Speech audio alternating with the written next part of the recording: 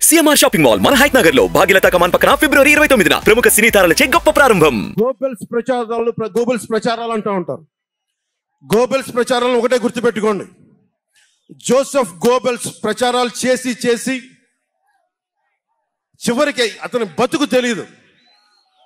1945లో ప్రపంచ యుద్ధం అయిపోయిన వెంటనే అదే బంకర్లో హిట్లర్ అద్భుతంగా ఉన్నాడు. ఇంకా జర్మనీ గెలుస్తుందని చెప్పి వాళ్ళ బంకర్లో ఎలైడ్ ఆర్మీ వచ్చి కాల్ చేసే వరకు గోబెల్స్ అబద్ధాలు చెప్తూనే ఉన్నాడు. సో జగన్ నీ గోబెల్స్ ప్రచారాలు చెప్తే గోబెల్స్ పట్టిన గతే నీకు పడుతుంది, మర్చిపోకదు. రాజధాని గురించి, రాజధాని అభివృద్ధి వికేంద్రీకరణ ఉండాలి, కానీ రాజధాని వికేంద్రీకరణ కాదు. స్ట్రాటజిక్ అడ్మినిస్ట్రేటివ్ సెంటర్ రాజధాని అంటే. ఈ రోజున రాజధాని అంటే 3 చోట్ల పరిగెట్టాల్సి వస్తుంది. వ్యూహాత్మక పరిపాలనా కేంద్రం రాజధాని అంటే.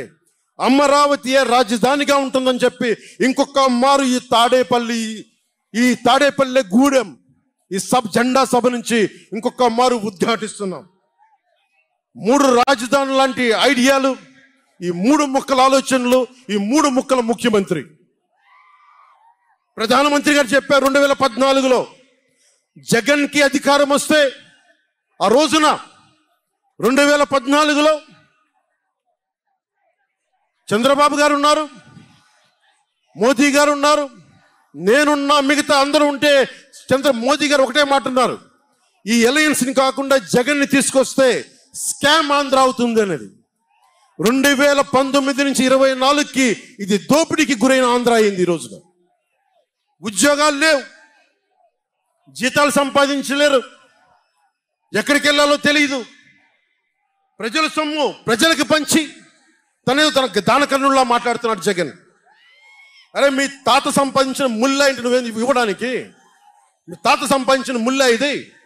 ప్రజలు కష్టపడి కట్టిన ట్యాక్స్ నుంచి వచ్చిన డబ్బు, వాళ్ళ డబ్బు వాళ్ళకి ఇవ్వడం, అది వాళ్ళ హక్కు. అది నీకు నువ్వు దానం ఇచ్చే దానం కాదు, ఇది మర్చిపోకేది. ప్రభుత్వ ఉద్యోగులను మోసం చేశాడు, సిపిఎఫ్ అని చెప్పి ఉద్యోగుల్ని మోసం చేశాడు, అంగన్వాడీ కార్యకర్తలను మోసం చేశాడు, దివ్యాంగులకి మోసం చేశాడు, కౌలు రైతులు గిట్టుబాటు ధర ఇవ్వకుండా రైతులకి ఇళ్ల పట్టాల్లో దోపిడీలు.